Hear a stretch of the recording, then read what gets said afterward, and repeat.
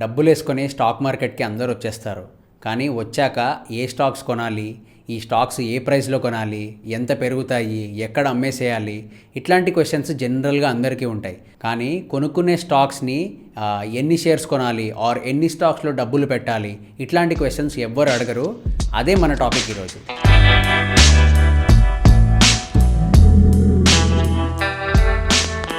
అందరికీ నమస్తే. Trading in Telugu ఛానల్కి వచ్చినందుకు థ్యాంక్ యూ. నా పేరు మనీ. సో ఈరోజు మన టాపిక్ ఎన్ని కంపెనీస్లో ఇన్వెస్ట్ చేయాలి అండ్ ఒక్కో కంపెనీలో ఎన్ని షేర్స్ కొనాలి. ఫస్ట్ స్టాక్ మార్కెట్ నేచర్తో స్టార్ట్ చేస్తాను. స్టాక్ మార్కెట్ నేచర్ ఏంటంటే ఎప్పుడైనా ఏదైనా జరగచ్చు. ఇది ఫస్ట్ మెయిన్ పాయింట్. ఎవరైనా ఇన్వెస్టర్ ట్రేడర్ మార్కెట్లోకి వస్తే వాళ్ళు ఫస్ట్ రియలైజ్ అవ్వాల్సింది ఇది స్టాక్ మార్కెట్ అంటే ఇక్కడ ఏదైనా నెక్స్ట్ సెకండ్ జరగచ్చు. అంటే మీరు 100లో కొనుక్కున్న స్టాకు రేపు పొద్దున్నే నెక్స్ట్ ట్రేడింగ్ సెషన్లోనే అది 50కి కూడా పడిపోవచ్చు. ఆ ఛాన్స్ లేదు అని అనుకుంటే that is the investors are traders mistake. So ఇలాగా స్టాక్ మార్కెట్లో ఏదైనా జరగచ్చు అని నమ్మితేనే మీరు ఓకే ఎన్ని కంపెనీస్లో ఇన్వెస్ట్ చేయాలి అండ్ ఒక్కో కంపెనీలో ఎన్ని షేర్స్ కొనాలి అని ఇంపార్టెంట్ అని నమ్ముతారు. Let us say for example మీరు స్టాక్ మార్కెట్కి 10 lakhs క్యాపిటల్తో వచ్చారు. ఇప్పుడు ఈ 10 lakhsని మీరు ఒకే స్టాక్లో ఇన్వెస్ట్ చేశారనుకోండి. ఫర్ ఎగ్జాంపుల్ ఒక పెయింట్ స్టాక్లో ఇన్వెస్ట్ చేశారనుకోండి. ఇప్పుడు ఈ పెయింట్స్ కంపెనీకి రిలేటెడ్గా రేపు పొద్దున న్యూస్లో ఈ కంపెనీ యూజ్ చేసే కెమికల్స్లో ఒక కెమికల్ క్యాన్సర్కి దారితీస్తుంది అని కానీ న్యూస్ వచ్చిందనుకోండి, ఆబ్వియస్లీ ఆ కంపెనీ పెయింట్స్కి సేల్స్ పడిపోతాయి, డిమాండ్ తగ్గిపోతుంది అండ్ అలాగే స్టాక్ ప్రైస్ కూడా పడిపోతుంది. ఆబ్వియస్లీ క్యాన్సర్ కాజింగ్ అంటే చాలా సీరియస్ న్యూస్ అది. సో స్టాక్ ఎక్కువ పడే ఛాన్స్ ఉంటుంది. ఫర్ ఎగ్జాంపుల్ అదే స్టాక్ 50% పడింది అనుకోండి. సో మీరు ఇన్వెస్ట్ చేసిన 10 lakhs కాస్త జస్ట్ 1 ట్రేడింగ్ సెషన్లో అవి 5 lakhs కూడా అయ్యే ఛాన్స్ ఉంది. సో దీన్ని బట్టి ఆబ్వియస్గా మనం మన డబ్బుల్ని ఒకే స్టాక్లో పెడితే ఎక్కువ రిస్క్ చేస్తున్నట్టు అర్థం. ఎందుకంటే ఆ ఒక్క కంపెనీకి ఇంకేదైనా బ్యాడ్ న్యూస్ కానీ ఆర్ ఆ కంపెనీ పర్ఫామ్ చేయకపోతే మనని కాపాడే స్టాక్ ఇంకోటి లేదు. మనం ఉన్న డబ్బులన్నీ ఒకే స్టాక్లో పెట్టాం కాబట్టి. So obviously this is not a good idea. మరి ఎలా ఇన్వెస్ట్ చేయాలి, ఎన్ని కంపెనీస్లో పెట్టాలి అని క్వశ్చన్ వస్తుంది. ఫస్ట్ ఒక ఎగ్జాంపుల్తో తీసుకుందాము. సేమ్ సిచ్యువేషన్ 10 lakh క్యాపిటల్తో మనం వచ్చాము. లెటస్ సే మనం ఒక 8 to 10 కంపెనీస్లో ఇన్వెస్ట్ చేస్తున్నాం అనుకోండి. ఇప్పుడు 10 కంపెనీస్ తీసుకోండి. ఈ 10 కంపెనీస్లో మన 10 lakhsని చాలా రకాలుగా ఇన్వెస్ట్ చేయొచ్చు. ఫర్ నౌ మన ఎగ్జాంపుల్కి ఈక్వల్గా ఇన్వెస్ట్ చేస్తున్నట్టు తీసుకుందాము. అంటే ఒక్కో కంపెనీలో 1 lakh పెడుతున్నట్టు 10 కంపెనీస్ 10 lakhs పెడుతున్నాము. ఇప్పుడు ఈ 10 కంపెనీస్లో అదే పెయింట్ స్టాక్ ఉందనుకోండి, సేమ్ అదే క్యాన్సర్ న్యూస్ వచ్చింది అండ్ అదే స్టాక్ 50% పడిపోయింది అనుకోండి. సో మన 1 lakh కాస్త 50,000 అవుతుంది. అండ్ ఆబ్వియస్లీ మనం 50% పడింది కదా అని అమ్మేసుకోవచ్చు. సో ఇప్పుడు మనం అమ్మేస్తే మన లాస్ 50,000 రూపీస్. సో ఈ 50,000 రూపీస్ మన 10 lakhsలో ఎంత అని చూస్తే ఇట్ ఈస్ 5%. సో ఇందాక ఎగ్జాంపుల్లో మనం ఒకే స్టాక్లో ఇన్వెస్ట్ చేస్తే ఆబ్వియస్లీ మన సగం క్యాపిటల్ అంటే 50% పోయింది. వేరాజ్ ఇక్కడ అదే స్టాకు మనం 50% పడిపోయినా కూడా మన క్యాపిటల్లో ఓన్లీ 5% పోయింది. సో ఇలాగా రిస్క్ని తగ్గించుకోవడానికి మల్టిపుల్ కంపెనీస్లో ఇన్వెస్ట్ చేయడాన్ని డైవర్సిఫికేషన్ అంటారు. సో డైవర్సిఫికేషన్ అంటే వెరీ సింపుల్.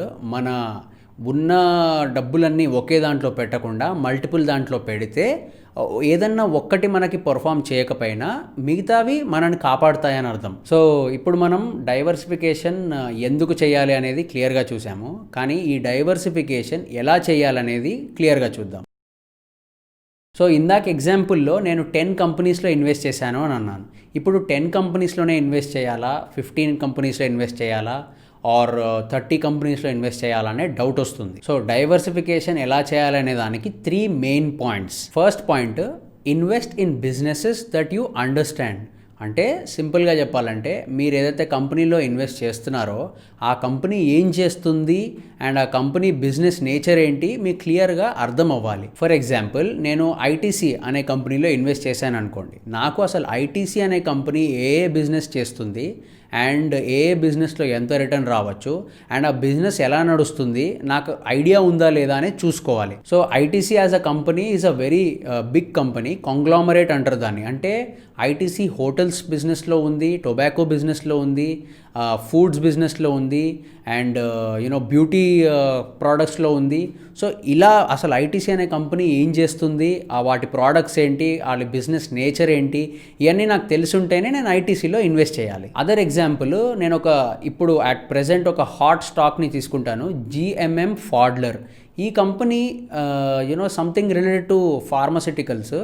కాకపోతే ఈ కంపెనీ ఏం చేస్తుంది అనేది నాకు క్లియర్గా అర్థం అవ్వలేదు. కానీ స్టాక్ ప్రైస్ చూస్తే సమ్వేర్ అరౌండ్ 500-600 నుంచి 3000 పైకి వెళ్ళిపోయింది. సో కంపెనీ స్టాక్ బాగా మూవ్ అవుతుంది కదా అని కొనుక్కోవడం కంటే ఆ కంపెనీ ఏం చేస్తుంది అండ్ అది మీరు అర్థం చేసుకోవడానికి పాసిబుల్ అయినా, మీకు ఎంతవరకు అర్థమైంది అన్న దాన్ని బట్టి డిసైడ్ అవ్వాలి. సో ఇలాగా మీరు కంపెనీస్ని అర్థం చేసుకునే ఇన్వెస్ట్ చేయాలి అని డిసైడ్ అవుతే మీరు షార్ట్ లిస్ట్ చేసుకోవడం మీకు ఈజీ అవుతుంది. Second point, divide your companies into sectors. అంటే మనం ఎంచుకున్న స్టాక్స్ని సెక్టర్ వైజ్గా కేటగరైజ్ చేసుకోవడం. సెక్టర్ అంటే ఏంటంటే ఆ కంపెనీ ఏ కేటగిరీ కింద వస్తుంది అనేది. ఇప్పుడు ఫర్ ఎగ్జాంపుల్ హెచ్డిఎఫ్సి బ్యాంక్ తీసుకున్నాను, అండ్ నేను ఇందాక చెప్పినట్టు ఐటీసీ తీసుకున్నాను. ఇప్పుడు ఐటీసీ ఏం చేస్తుంది? It's a hotel business, tobacco business, health business, food ఇండస్ట్రీలో ఉంది, అండ్ బ్యూటీ ప్రోడక్ట్స్ కూడా చేస్తుంది. వేరాజ్ హెచ్డిఎఫ్సి బ్యాంక్ అనే స్టాక్ ఏంటి? It's a banking company.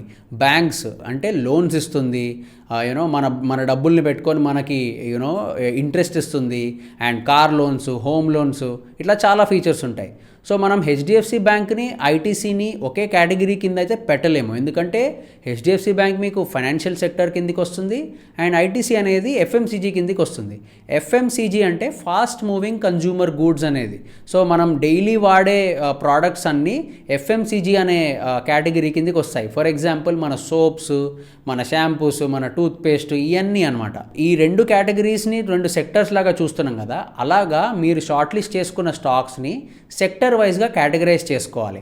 And ఎప్పుడు కూడా మనం ఇన్వెస్ట్ చేసే స్టాక్స్ ఒక 5 to 6 సెక్టర్స్లో ఉండేటట్టు చూసుకోవాలి. సో థర్డ్ పాయింట్, ఎన్ని స్టాక్స్లో ఇన్వెస్ట్ చేయాలి. ఇప్పుడు ఫస్ట్ నేను చెప్పింది అర్థం అయ్యే బిజినెసెస్లోనే పెట్టాలి. అంటే you should invest in businesses that you understand. Second point, sector వైజ్గా డివైడ్ చేసుకోవాలి. ఇప్పుడు నేను అలా ఫస్ట్ 2 పాయింట్స్ చేశాక కూడా నాకు ఒక 40 కంపెనీస్ వస్తున్నాయి అనుకోండి ఫర్ ఎగ్జాంపుల్. ఇప్పుడు మనం 40 కంపెనీస్లో ఇన్వెస్ట్ చేసి ఆ ఇన్వెస్ట్మెంట్స్ని ట్రాక్ చేయగలగాలి.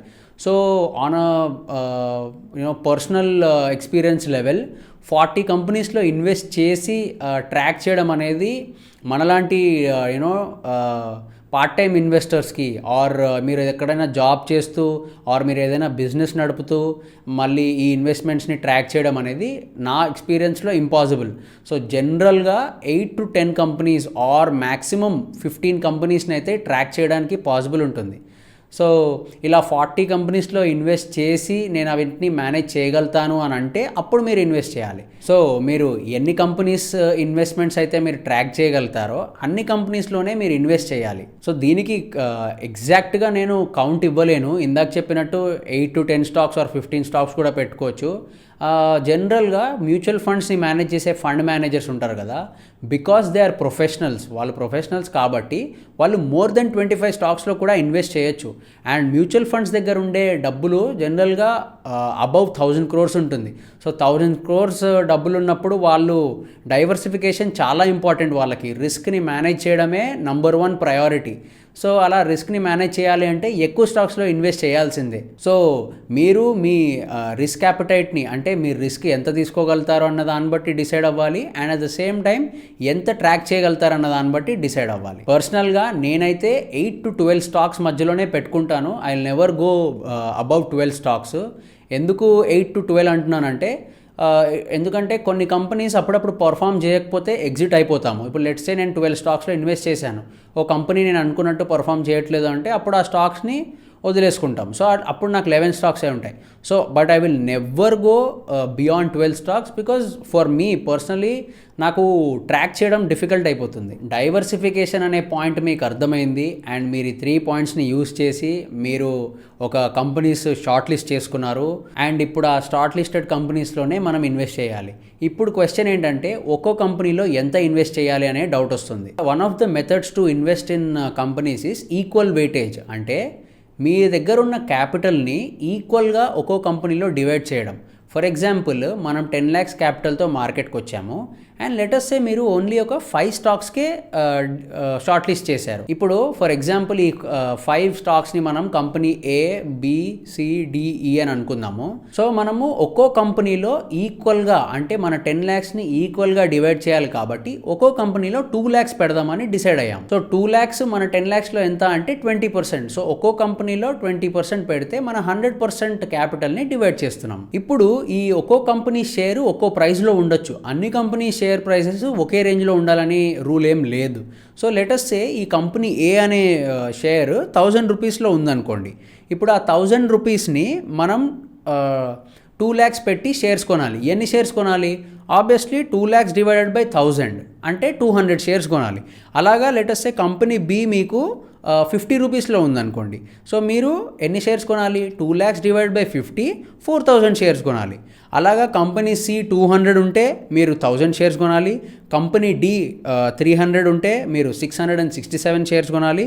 అండ్ కంపెనీ E మీకు 100 రూపీస్లో ఉంటే ఆబ్వియస్లీ మీరు 2000 షేర్స్ కొనాలి. సో ఇలాగా మీరు ఎంత వెయిటేజ్ అని ఫిక్స్ అవుతేనే మీకు ఎన్ని షేర్స్ కొనాలి అనే క్లారిటీ వస్తుంది. సో ఈక్వల్ వెయిటేజ్తోనే చేయాలి అని రూల్ ఏం లేదు. But equal weightage is a simple way and ఆ ఈక్వల్ వెయిటేజ్ మనకి రిస్క్ని కరెక్ట్గా మేనేజ్ చేసినట్టు ఉంటుంది. So second method equal weightage కాకుండా is variable weightage. Of course variable weightage అంటే మీరు ఒక్కో సెక్టర్కి ఆర్ ఒక్కొక్క స్టాక్కి మీరు అనుకున్న వెయిటేజ్ ఇవ్వచ్చు. లెటస్ సే నేను నా స్టాక్స్ని 4 సెక్టర్స్లో పెట్టాను అనుకోండి. లెటస్ సే ఫైనాన్షియల్ సెక్టర్లో పెట్టాను, FMCG సెక్టర్లో పెట్టాను, ఫార్మాస్యూటికల్స్ అండ్ హెల్త్ కేర్లో పెట్టాను. ఇప్పుడు ఈ 4 సెక్టర్స్లోనే నేను డివైడ్ చేద్దాం అనుకుంటున్నాను నా ఇన్వెస్ట్మెంట్స్ని. లెటస్ సే నాకు నెక్స్ట్ ఫ్యూ ఇయర్స్లో ఫైనాన్షియల్ సెక్టర్ బాగా ఎక్కువ అవుతుంది అని నేను అనుకుంటే నేను ఫస్ట్ ఆ ఫైనాన్షియల్ సెక్టర్కే 35% వెయిటేజ్ ఇస్తున్నాను. 35% అనేది నేను డిసైడ్ అయ్యాను. సో అలాగా మిగతా సెక్టర్స్కి లెట్స్ సే నేను ఒక సెక్టర్కి ఫార్మాసిటికల్ సెక్టర్స్కి లెట్స్ సే నేను 20% ఇచ్చాను. సో ఇప్పుడు 35 + 25 55% అయిపోయింది. అండ్ మిగతా 45లో నేను ఆ మిగతా మిగిలిన 2 సెక్టర్స్లో ఈక్వల్గా డివైడ్ చేద్దాం అనుకుంటున్నాను. సో ఇలాగా మీరు వేరియబుల్ వెయిటేజ్ కూడా చేసుకోవచ్చు. కానీ వేరియబుల్ వెయిటేజ్లో ఆబ్వియస్లీ రిస్క్ని కరెక్ట్గా మేనేజ్ చేసినట్టు అవ్వదు. ఆబ్వియస్లీ ఎవరు ఎంత రిస్క్ చేయాలనేది వాళ్ళ ఓన్ డెసిషన్. కాకపోతే మీరు ఒక సెక్టర్ కానీ ఒక స్టాక్ కానీ మీకు ఎక్కువ ఐడియా ఉండడం కానీ ఎక్కువ కాన్ఫిడెన్స్ ఉండడం కానీ లేకపోతే it is better you go for equal weightage. So ఈరోజు మన డిస్కషన్లో సమ్మరీ పాయింట్స్ ఏంటి అంటే importance of risk management, what is diversification, why diversification and how to diversify and how to decide on how many shares to buy. So stock మార్కెట్లో మీరు మీ investment పోర్ట్ఫోలియోని build చేసుకుందామని అనుకుంటున్నప్పుడు ఈ పాయింట్స్ మీరు మైండ్లో పెట్టుకొని ఇన్వెస్ట్ చేస్తే మీకు లాంగ్ రన్లో మంచి రిటర్న్స్ వస్తాయి. ఆఫ్ కోర్స్ మీరు ఎంచుకున్న స్టాక్స్ మంచివై ఉండాలి. Of course 8 to 12 companies or 15 కంపెనీస్ని ఎంచుకుంటే ప్రతి స్టాక్ పర్ఫామ్ చేయాలని రూల్ లేదు. చాలా మటుకు ఏదైనా ఒక్కటైనా రెండైనా స్టాక్స్ అట్టర్ ఫ్లాప్స్ ఉంటాయి, కానీ మిగతా స్టాక్స్ మిమ్మల్ని కాపాడుతాయి. So diversification always helps and also you should choose your companies wisely. I hope you like this video. Thank you so much for watching. I'll see you in the next one.